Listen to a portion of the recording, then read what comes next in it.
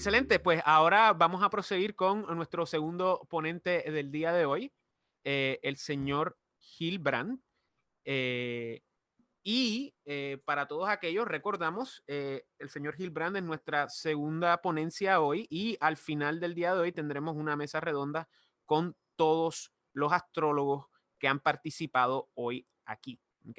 Y el señor Hilbrand nos visita hoy aquí desde Alemania y el señor Hilbrand nació en Madrid y comenzó a estudiar astrología en España y se trasladó a Alemania para estudiar psicología y ciencias de la religión. Es psicólogo diplomado y astrólogo examinado por la Asociación Astrológica Alemana, DAB, así como por el Institute of Vedic Astrology de Nueva Delhi. Como experto en astrología tradicional, colaboró en la traducción de textos medievales procedentes de la astrología árabe. Es autor de un libro sobre astrología clásica occidental publicado en el año 2000 y de Matriz Celeste en el 2014. Un extenso análisis de las dignidades zodiacales desde una perspectiva tanto hermética como de la Yotisha, ambos publicados en alemán. El señor Hilbrand dirige una escuela de astrología en Alemania y ha dado numerosas conferencias sobre temas de astrología en Europa, la India y Suramérica. Y hoy el señor Hilbrand nos acompaña y el título de su ponencia va a ser el ciclo actual de Júpiter y Saturno, donde va a estar hablando respecto a los cronocratores. Antes de comenzar, les recuerdo a las personas que si tienen preguntas, por favor, háganlas en la sección de preguntas y respuestas o Q&A. Antes de dejarlos con el señor Hilbrand, le recuerdo al señor Hilbrand que tiene 45 minutos y cuando llegue el minuto 40, yo le voy a dar un aviso para que esté al tanto. Así que, señor Hilbrand, bienvenido y la sala es toda suya. Hola, buenas tardes. Muchas gracias por la invitación. Tengo un placer de poder asistir a este congreso y voy a hablar sobre el ciclo de Júpiter y Saturno. Para ello tengo que mostrar la pantalla. Bueno, eso lo puedo hacer yo directamente, ¿no? No hace falta que Sí, me dé señor. permiso, ¿no? Para eso, vale. ¿Me podéis oír todos bien, no? Sí, señor. Bien, pues entonces voy a empezar voy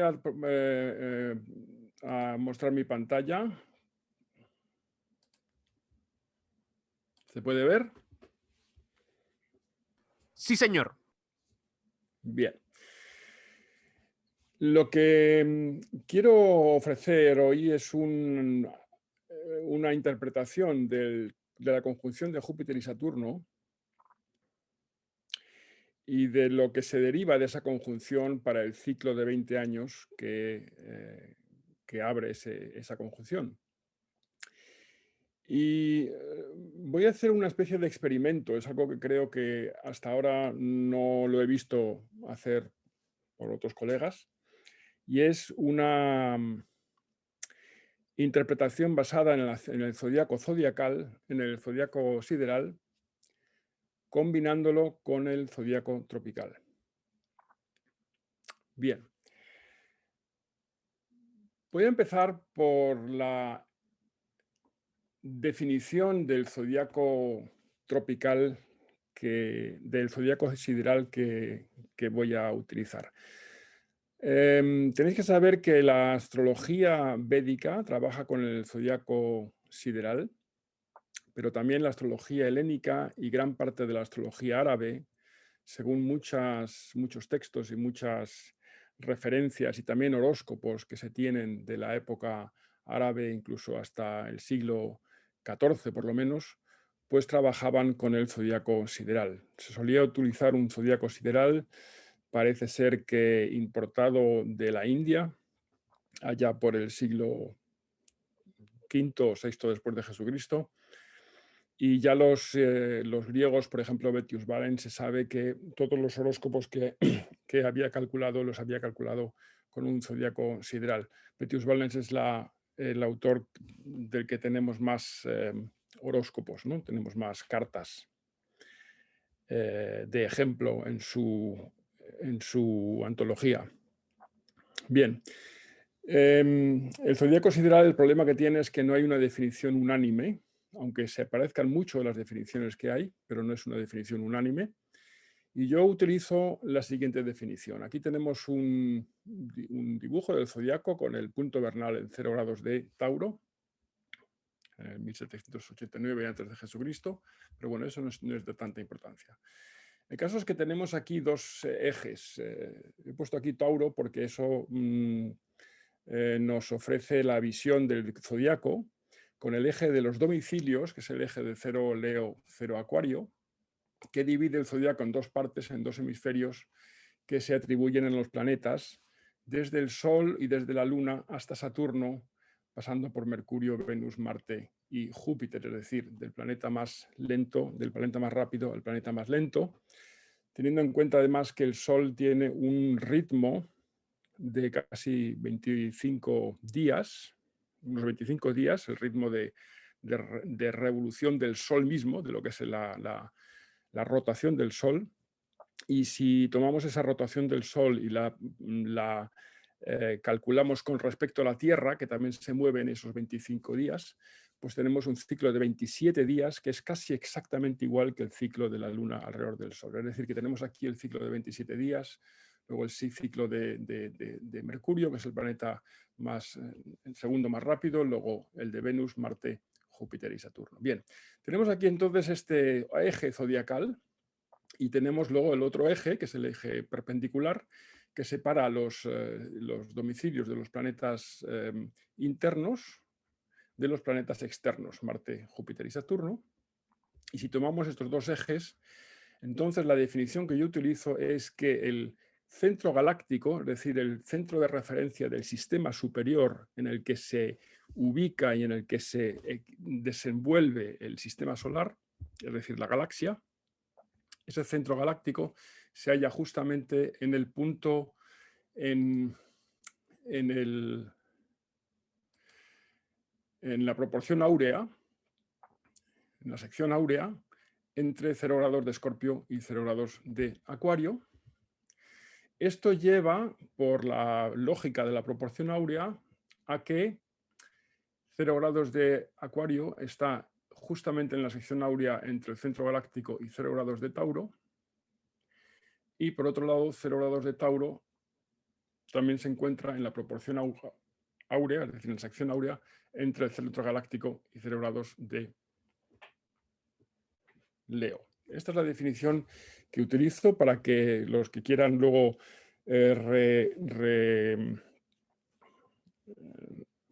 hacer las cartas, o sea, rehacer la carta que voy a enseñar, para que sepáis con qué zodíaco está calculado.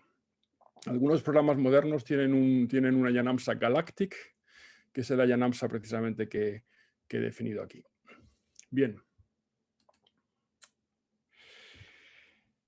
Las conjunciones de Júpiter-Saturno, como todos sabéis, son conjunciones que se repiten cada 20 años y se repiten en un trígono una a otra. De manera que una conjunción en un signo, por ejemplo, del signo de Aries, pues la siguiente conjunción será en el signo de Sagitario, la otra será en el signo de Leo, y así va formando una figura de trígono en el cielo, pero que ese trígono se va desplazando poco a poco. De manera que después de unos 200 o 200 y pico años suele haber una mutación a conjunciones en el siguiente trígono, en el trígono de tierra y luego en el trígono de aire y al final en el trígono de agua, para luego volver otra vez al trígono de fuego. Esto es algo que los antiguos tenían conciencia de ello y habían elaborado, sobre todo los astrólogos persas, al parecer han elaborado pues, todo un sistema o un concepto de las grandes conjunciones, habiendo una gran conjunción o una conjunción máxima cuando cuando la conjunción es a principios de Aries, y luego grandes conjunciones cuando hay una mutación, hay un paso a los signos de los demás elementos, ¿no? Y dentro de cada elemento, pues luego tenemos una era o una época en la que se van repitiendo las conjunciones dentro de ese trígono. Pero como Júpiter y Saturno no se mueven exactamente en una órbita exactamente circular, pues entonces hay también ciertos orbes, hay ciertas...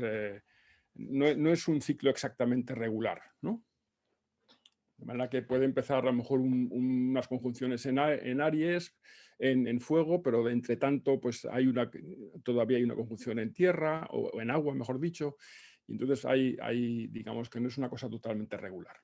Entonces, lo que yo he estado observando a lo largo de la historia, cómo van funcionando estas conjunciones de Júpiter y Saturno. Aquí también hay que recalcar que los antiguos, por ejemplo, gente como Ibn Ezra, hablan de un ciclo de 920 años, que es un poco demasiado largo, pero que evidentemente es un ciclo en el zodíaco sidéreo, porque a raíz de la precesión, un ciclo tropical, en el zodíaco tropical sería un ciclo de más o menos 800 años, y los antiguos siempre hablaban de un ciclo de 900 o 920 años. Más o menos es un ciclo de 900 años, es decir, el gran ciclo hasta que vuelve a repetirse una conjunción en Aries. Y entonces lo que yo he observado es que los grandes cambios y las grandes transformaciones históricas se suelen operar entre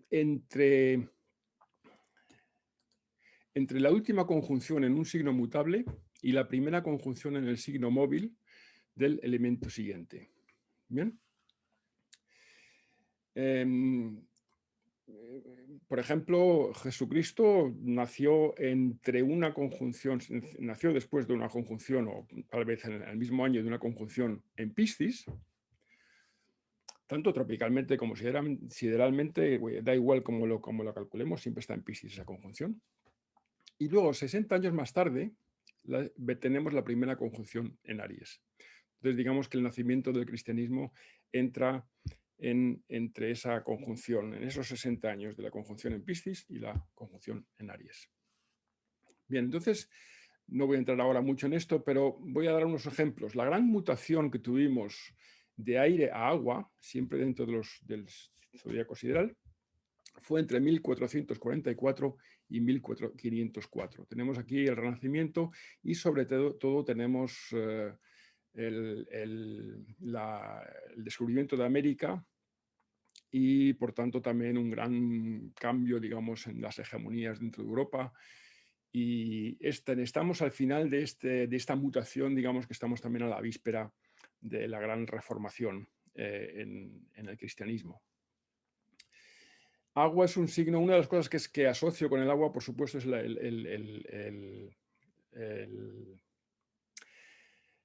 los viajes por mar, ¿no? Tenemos aquí, digamos, los grandes descubrimientos por mar y el comienzo, en cierto modo, también de la globalización. Luego hablaré también de la globalización dentro de nuestra era zodiacal.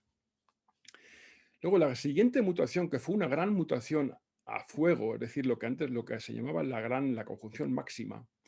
La conjunción máxima en realidad fue en el 1821 si tomamos 0 grados de Aries o tomamos la primera conjunción en Aries. Pero fue en los 60 años anteriores a esa conjunción en Aries, es decir, entre 1762, que fue la conjunción en Piscis, y 1821, que fue la primera conjunción en Aries, es ahí donde tenemos las grandes transformaciones. Tenemos la Revolución Francesa y tenemos la independización de Estados Unidos, etc.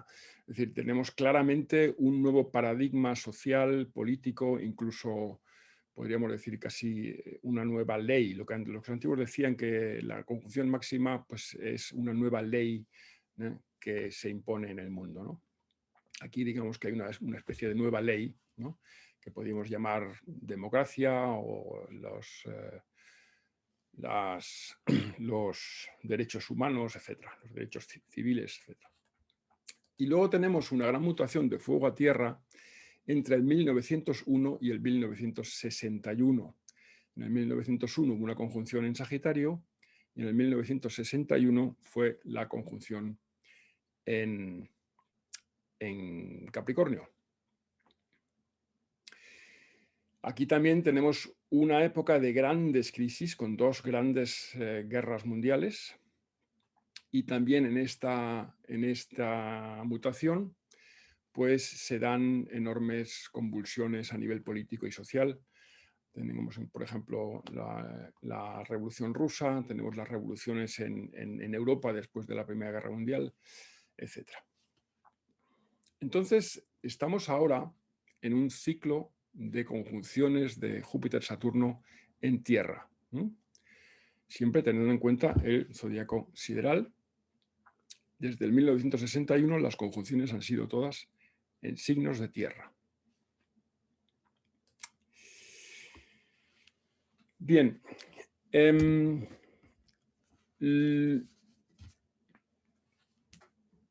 lo que voy a hacer ahora es ubicar esta conjunción y toda la constelación de la conjunción de Júpiter-Saturno, no solo en el zodíaco sideral, sino además tomar el punto vernal, el vernal point, a 7 grados 14 de Piscis,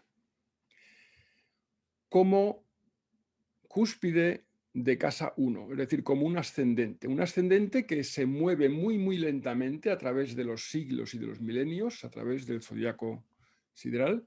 El vernal point, el punto vernal, es el inicio del signo de Aries tropical, que en el zodiaco sideral se halla en 7 grados 14 de Piscis.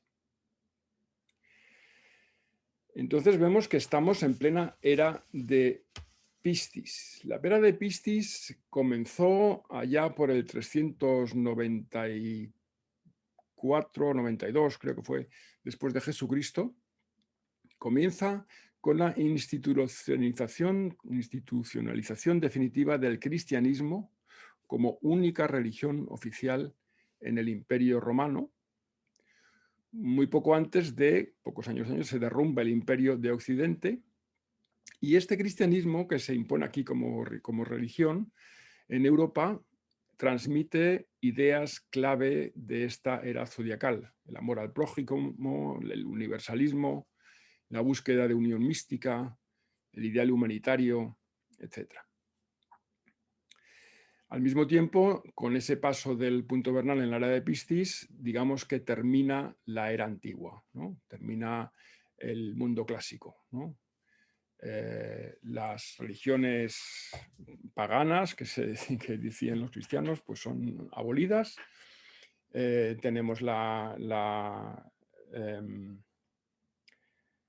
el incendio de la biblioteca de Alejandría, se prohíben los Juegos Olímpicos, etc. Hay una serie de hitos, digamos, que marcan este cambio a la era de Piscis, aparte del derrumbe del Imperio Romano Occidental. Y el proceso de globalización en el que estamos ahora asistiendo, pues es una expresión clara de ese arquetipo de Piscis. Antes he dicho que cuando hubo la mutación, la gran mutación de los ciclos de Júpiter-Saturno a agua, ¿no? entre aire y agua, es cuando entra el descubrimiento de América, que yo creo que es un momento, por supuesto, muy especial de lo que sería el proceso de globalización, ¿no? El ser humano y las culturas humanas de todo el mundo, pues desde ese momento, digamos que empiezan más y más y más a conocerse y a relacionarse. Y luego además estamos dentro de esa era zodiacal de Piscis, estamos en un término de Venus, ¿no? Los términos son unas divisiones del zodiaco de diferente tamaño, que no puedo entrar ahora aquí en explicar por qué, pero que ya se conocen desde antiguo. Y entonces estamos más o menos desde el siglo XVII, estamos en una era, en una subera, podemos decir, de Venus. Venus es el planeta exaltado en Piscis. Nos encontramos en una época, hasta hoy en día, en que priman los valores venusinos. Valores como el hedonismo o la sociedad de consumo. Tenemos una revolución sexual, la emancipación de la mujer y en general toda la dinámica de la igualdad de derechos humanos, la igualdad de derechos entre hombre y mujer, pero también entre los diferentes pueblos y el ideal democrático. Todo esto creo que son valores o son ideas o arquetipos claramente venusinos. Venus es un planeta que rige la casa 3, desde aquí, el tercer signo, y la casa 8. Como regente de casa 8, pues muchos de estos temas que he mencionado pues han suscitado una profunda crisis de valores, porque la casa 8 al fin y al cabo es la 12 de la 9, y la casa 8 es una casa de transformación y también de disolución de los paradigmas y de los valores establecidos. O sea, hay una crisis de valores, de dogmas, de tabúes, y como regente de la casa 3, esta subera de Venus ha favorecido el desarrollo de los medios de transporte y de comunicación, el intercambio social, cultural y científico. Bien, y dentro de esa era de Piscis nos encontramos tal vez en el mayor encrucijada de la historia, porque el punto vernal se encuentra exactamente en cuadratura y por tanto los solsticios de invierno y de verano se encuentran en conjunción con el ecuador galáctico. O mejor dicho, con la intersección entre ese ecuador galáctico y la eclíptica. Esta intersección, o sea, esta zona de la zona de la Vía Láctea que cruza el zodiaco, ya los antiguos habían ubicado por esa zona la exaltación de los nodos. La cabeza del dragón se exalta a comienzos de Géminis y la cola del dragón a comienzos de Sagitario.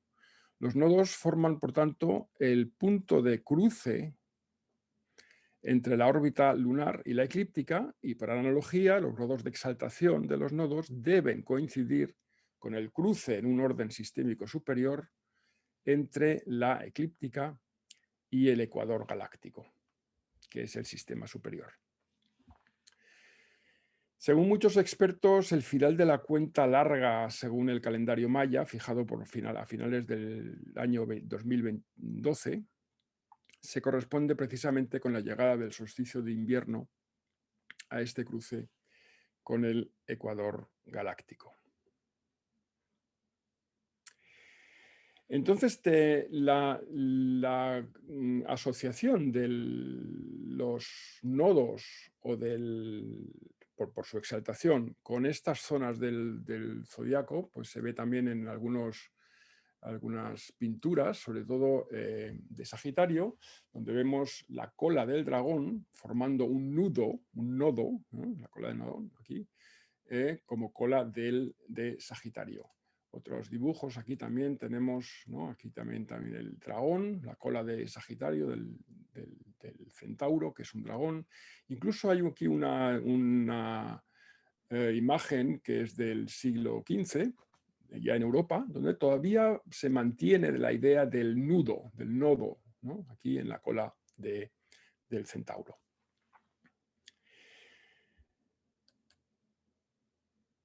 Bien.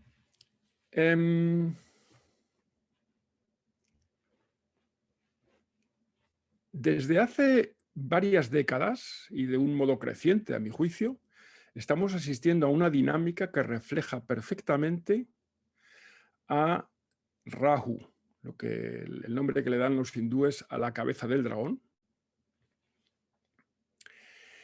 y su signo de exaltación en Géminis.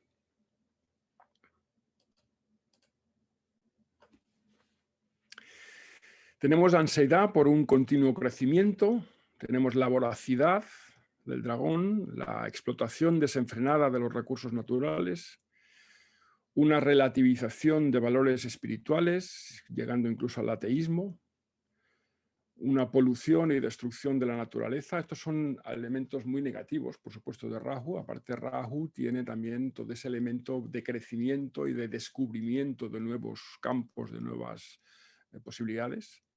Y, por tanto, también el enorme desarrollo tecnológico y mediático. Ten en cuenta que Rahu, o sea, la cabeza del dragón, está exaltada en Géminis, que es un signo claramente relacionado con la comunicación y los medios de comunicación. Y como contrapartida y como complemento, Ketu y su exaltación en Sagitario hace surgir fantasías de liberación, de espiritualización, de vuelta al origen o también de destrucción. Y pueden tomar un carácter idealista, a veces radical o fundamentalista, alternativo o distópico. Ketu se relaciona en la astrología védica con el polo de la liberación espiritual, la liberación de las ataduras de este mundo. Mientras que Rahu, el polo del dragón, de la cabeza del dragón, se relaciona con la avidez, con la insaciabilidad proveniente de anteriores deseos que no han sido cumplidos, ¿no? Es decir, por eso es un eje kármico, ¿no? Muy poderoso. Entonces, nuestra era, yo la llamo la era del dragón y está abocada a resolver el karma colectivo acumulado por la humanidad en conjunto.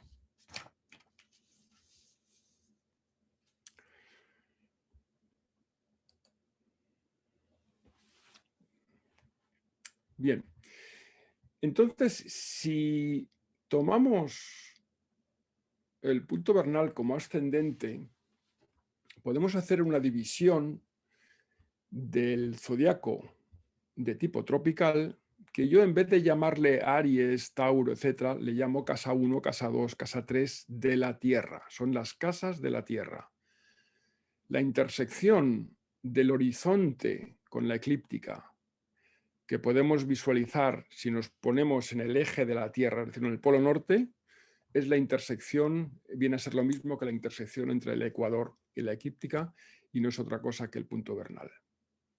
Entonces, a partir de aquí podemos dividir el zodiaco en 12 partes, que son las casas de la Tierra. Digamos que es una visión de la conjunción, lo que voy a ofrecer es una visión de la conjunción Júpiter-Saturno dentro de los signos zodiacales siderios, pero ubicándola en casas de la Tierra, o sea, tomando los signos tropicales, interpretándolos como casas, y tenemos de esa manera una especie de horóscopo global de toda la humanidad para ese momento de la conjunción de Júpiter y Saturno. Esa conjunción de Júpiter y Saturno se efectuó